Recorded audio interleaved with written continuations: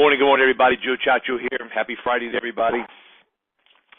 We'll start off with just a couple things before we get going. Kind of like a little reminder for everyone. We have the Sagicor bonus program. Everybody gets a 15-point bonus from September all the way through December 28th. If you write their no-lapse UL, their term product, or their whole life, everything is done e-app, instant approval right there online. So whatever your commission is, add 15% to it, and you get a little Christmas bonus the way I look at it. Maricopa Eagle Plan, somebody you have that's a client of yours that's probably going to quit smoking, tell them, listen, if you're going to plan on quit smoking, we've got a program that if you can prove you quit smoking within the next 3 years, I can get you a non-smoker rate today. Very strong, very powerful. A lot of agents are doing it with the Maricopa Eagle only, not the Ultra Protector, not their term product. Just the Eagle product allows you to do that. Another benefit of the Eagle product is there's only a 1-year look back. So if you have a client of yours who had a heart attack, stroke, a stent or something put in, bypass surgery, as long as it's been like 12 months and 1 day past, you can get them immediate benefits. It's only a 2-year look back for completion of cancer. And also, it also comes automatically with an automatic rider for an accidental. Let me start again. It automatically comes with an accidental rider built on with it, meaning that if the client gets a $20,000 natural, they get $20,000 accidental. You can either do it on an e-app, get it approved right then and there, or you can do a 3-way phone call. The nice thing about the 3-way phone call is that if you're at home, you got a client of yours moved to another state, you have a non-res at that state, you can sit in your kitchen and do an application with the client, get them approved right then and there. A lot of agents starting to take advantage of it when they move from one area to another area or one state to another state to relocate. They're going through their book of business, getting with their clients. You can do the point of sale with almost every carrier we have. So look at your notes and let's do some business on the phone. Lastly, we have Michelle on the phone Monday from Royal Neighbors. They're coming out with their new Essential Life the end of October, which probably starts November 1st. It's going to give you access to do a Jet Whole Life, just like they have their Jet Term product. Instant approval right there on the phone. And also, I'm working with some different carriers now to bring on living benefits. So an IUL, an Index Universal Life tied to the stock market. Also a index annuity and an index term product with living benefits. So more to come on that in the next couple of weeks. I think it's something to add to your portfolio. I think it's something very good since we're doing more Facebook leads, internet leads. We're getting a more different clientele than strictly just final expense. So when you go to somebody's house, it's going to give you more ammunition in your gun to speak to them about. Okay. Let's kind of chit-chat today about the purpose of a funeral. And kind of like the reason I want to talk about this here is that when we go to people's houses, sometimes in a conversation it's kind of nice to bring up how either you went to a funeral or the reasons people buy a final expense program from us. Some people sit and say, I don't want a funeral, you can bury me in the backyard, I don't care what they do to me, take me out to sea, throw me out there, I don't care what you do. And a lot of times when people say that, they're either a smart aleck or they just don't want to deal with the day that they're going to pass away. There's only one guarantee I know in life is that one day we're going to pass and move on. And I heard something recently that when a loved one passes and moves on, they're not gone. They just move to a new residence. They're just somewhere else right now.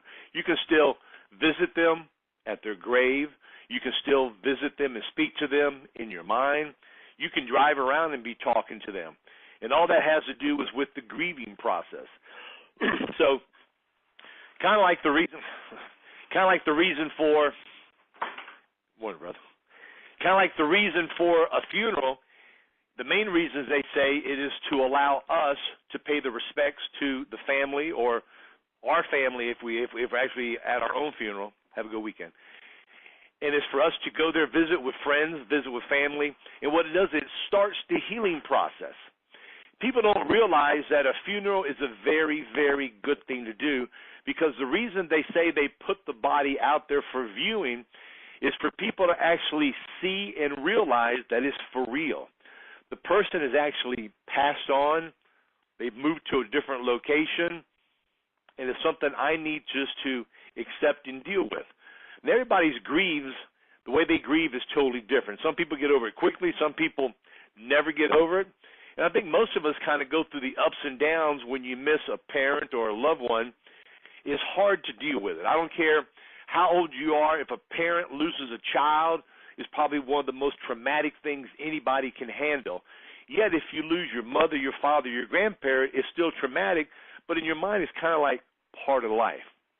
So when you go to a memorial service or you go to a wake, it's a time for us to visit with friends, kind of talk about the person, kind of have simple, quiet laughs because we're not there to bring attention to ourselves by getting a little bit too loud, by telling jokes. And it also, what it does is that allows us to speak about the person. I wrote down some things over here, and it's just, amazing when you go to a funeral, and I've been to many, and we'll be going to many more, the things that people say, and it has here is that you need to employ a speech filter. Because what ends up happening a lot of times, we don't know what to say. A lot of times it pays to say very little. Because what ends up happening, you start saying things, and you say, God, I shouldn't have said that. So then you continue saying something. And you go to a funeral, and you say, I'm so sorry to hear about the loss of your brother. It's a very sad thing. Yet my brother passed away 3 years ago, and I know exactly how you feel. Okay? They say here, you shouldn't say that. You should pay your respects to them, not tell them nothing about you, and say. Now, here they say are some of the good things to say. I am so sorry. Your uncle was loved by so many. He was a wonderful man and a talented musician. Know that you and your family are in my thoughts and my prayers. When you're ready to talk, call me. We can have a cup of coffee. Those are a couple of the things that they wrote down on the things that are somewhat appropriate to say. And you guys probably know your own stuff that you say that you've done many times before. Here are the things that they say not to say. You say it's not time to gossip, tell jokes. They tell you to employ a speech filter to where you say not the wrong things. And this is some of the ones that I hear, and I just look at it, and I hear people say, well, he's in a better place. You know, he may have been ill, he may be in a better place, but it's still that person's loved one that's gone, and they don't want him in a better place. They want him right there where they can still see them. Another one is, you're better off without him, kind of a cool thing to say. You'll feel better soon. You'll get over it soon. Are you planning on thinking about remarrying, which to me is kind of one of the most bizarre ones I've ever heard. Now that he's gone, it's time for you to get your life moving on for somebody that's been sick for a while. What I've learned over the years when I go to a funeral, and when we're speaking to a client, the reason for this here is to get their mind wrapped around why they should buy a final expense program. The purpose of it, because when they leave and they're gone, what happens is that their legacy has got to deal with the sorrow, the mourning, and the cost of paying for something here. And by them getting a final expense program from us, and us somewhat educating them to a point, some people you don't need to, some people may come up in a conversation. Somebody say, oh, I don't need to go to a funeral, there's really no need for it. And say, well, matter of fact, you know, there are needs for most people. Some people do it because it's a religious belief, but you don't have to be religious to have a wake. They say here that you have a baby shower, you have a birthday party for your children, you have a party when you get married, you have a party for Christmas, you got a party for Hanukkah, you got a party for all these different events. They say it's kind of nice to have a party, a celebration when somebody passes away, because it brings everybody together to talk about what a great person that person was. When you go and you hear a eulogy, they talk about how he was such a great guy, he was part of this, he did this here, he's part of the community, he part of all these things here. And what it does, it helps you remember what they did, as well as now you're saying, okay, he's crossed over. I see the actual deceased loved one in that casket, which is a very hard sight for a lot of people to look at, starting with me. It's time to move on. And now I've got to learn how to deal with this here. Now, there are things here that I've got here that I'm not going to go over all these here, Brian has this on the back end. It's the 5 stages of loss and grief. It's kind of something that it's kind of good for us to know. So when you're speaking with the client and they don't understand what they may go through, you may go visit with the client who sends a card in because now they lost a loved one, a husband, a spouse, or whoever, and now they want to get something for themselves because they may not have had a policy in place. They may not have enough in place. What their spouse had wasn't enough to cover the expenses. So they may be going through some type of grief, and it's kind of nice for you to have a little bit of knowledge when you're speaking with them. They say the first stage of grief is the denial and the isolation. I can't believe it happened. Why did it happen to me? The second one is there's anger, okay? You're actually upset because the person passed away. You're mad at them for passing away. Number 3, you're now bargaining with what they did. Well, it was time. You know, he was a little bit older. He was sick. It was his time. So you're bargaining in your mind to justify that it happened. And the last 2 is they say you go through a little bit of depression, and then they say then you finally accept it. Okay? Now, I don't know if I really agree with like number 3 and 4 if they're in that order, the bargaining and the depression order, because a lot of times people go through depression because they're just sad because they're very close to their spouse, very close to their parents. And it's hard for people to move on because they depended on that person, not for monetarily, but for just moral support, just support, physical support, because they made them feel good when they spoke to them and saw them because that was their role model. So I'm going to end it because this is something really I don't really much to talk about. But the purpose of a funeral is for us to visit with family members, visit with friends, kind of put closure to what we're doing. Again, when we're speaking to a client and we're going over the process of the burden, we ought to kind of mention, as I do sometimes, not every time, that the reason that people get these programs is so they have something set up to where when they do pass away, it's the starting process and the beginning of the healing process to where when you pass, they're either going to see your body there, they're going to see your ashes there in an urn, they're going to see a picture of you. So they've actually come to realize, they may not accept it, but they've actually seen that you passed away. And the best part about it is that when you leave them some money to take care of the expenses, it's to make that grieving process a little bit easier, because it's kind of hard to start the grieving process because now you're mad, not at the person that passes, you're mad because you don't have the money to give them a nice funeral. So anybody want to add anything or say anything? People that have been in the funeral business, people that have done this before, heard things. What else do you guys think is the purpose of a funeral that I may have missed or overlooked or didn't tap on? If there's something you'd like to add, do me a *2. Jay will open you up. And you can share your thoughts and comments. I would appreciate. Do a *2, and Jay will open you up. Okay, nobody wants to talk. Good. Okay, guys, hold on. Got a hand up. Yes. Who? Mr. Macri, you're on the air. Good morning. Good morning, Joe. I just want to say one thing I've experienced with a lot of years being in the business. The one thing I have gotten very positive feedback on and appropriate is, let's say a person calls me and tells me that their relative passed away. I'll say, would it be okay? I can either pray while we're on the phone together, or I can pray as soon as I hang up. And I'll say, when you hang up, just pray for my family, and it means a lot to them. So I'll just tell them I'll pray for them and their family. Or if I actually am at a lead where somebody recently lost somebody and they're upset, would you like me to pray? And they're not offended at all, and it's very positive feedback. That's just my true feeling, trying to encourage people, unrelated to selling the product, I guess, but I get a very positive feedback on that. Yes.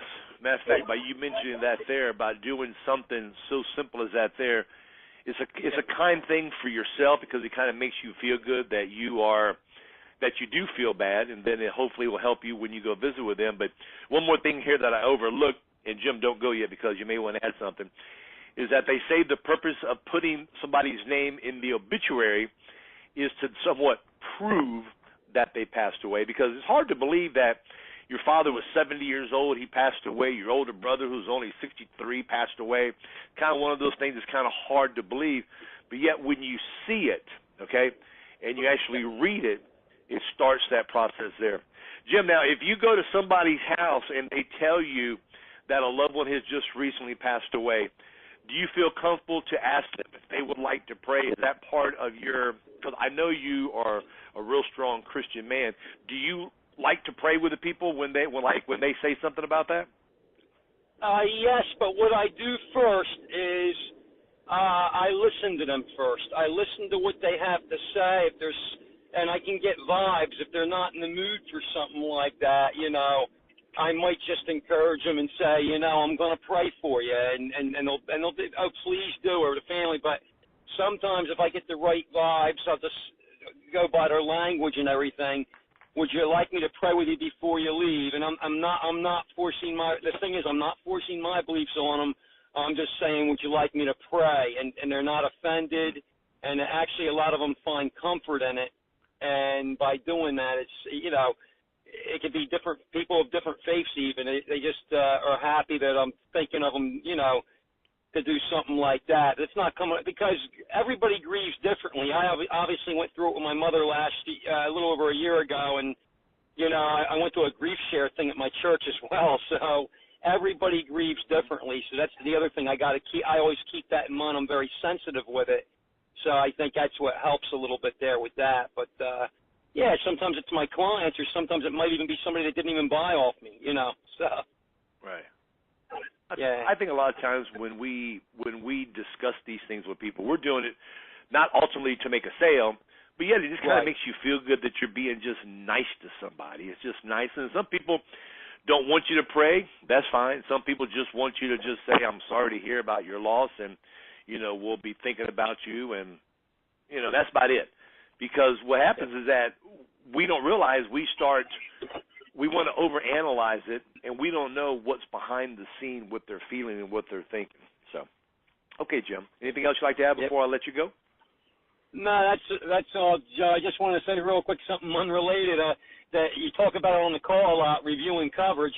I went to a stop last night and reviewed the coverage, and guy had an $8,000 policy with Royal, and he had a policy with me from 5 years ago with Transfer 2, so I was able to get him another $5,000 and get, because I was having a tough week, and, sometimes you're having a tough week on the leads. It's nice to go see a client and able to get a $600 premium out of that sale. So that it was, I just reviewed everything, and the free benefits with Rural Neighbors. Once we have clients with Rural Neighbors, it's just great, because you review the free benefits that they get, and a lot of times they forget, and they're like, oh, I got all this stuff, it's great, and a lot of times they'll say, well, funerals are going up in price, it's getting close to $15 now for burial, so, and plus, this guy, his wife, he still works part-time, and he's 69, and the wife has some health problems, and she just got a policy off of Gerber through the mail. I wish she would have called me, but that's okay, I missed that one, but I got the extra $5 on him, and I said, you had a little extra money left over after the funeral for other expenses, so that worked good, too. Thank you. What that's called, everybody knows, working your own book of business. What I'm going to recommend everybody to do is to, when you go to somebody's house, ask them for their email address. The purpose of asking for the email address is to build up your own database. And what Jim brought up is that people forget about the stuff that they've got with Rural Neighbors. They forget about the stuff they have with the carriers. So when you have up a database for everybody, you send out like maybe a little monthly newsletter, something kind of small, something very, very simple. Remember this, remember that. If you have Rural Neighbors, your free will, your free benefits. And then in there you can put like a little tag and like a little box or something to where it stands out a little bit, is that if you like me to ask or help any of your friends out, please get with me and I can help them out. And the thing about it is, when you do like a little monthly or quarterly, whatever your time allows, a newsletter is that you're staying in front of your clients. When they need something, hopefully they'll call you before sending in another lead. Because we've all gone to houses before, just like Jim just said, client he has bought a Gerber off the mail, but yet he made a sale for $600. So people remember you, but at the time that they really need it, they take action and they forget about it. So the more we stay in front of the clients, either on an email list or a texting system, whatever your choice of advertising is, do it, do it, do it. So, okay, Jim, I'll let you go. And also, the 5 stages of loss and grief Brian has on the Dropbox back office go into feature and workshop. There's 3 pages for you to look at, maybe highlight some things. When you're speaking to a client, you can kind of show them these are this stuff here. And it's just something nice to have to know and to speak about when needed. So with that said, guys, make it a great weekend. I appreciate your hard work. Thank you very much. Bye-bye. Thank you, Jim, for the question. Bye-bye.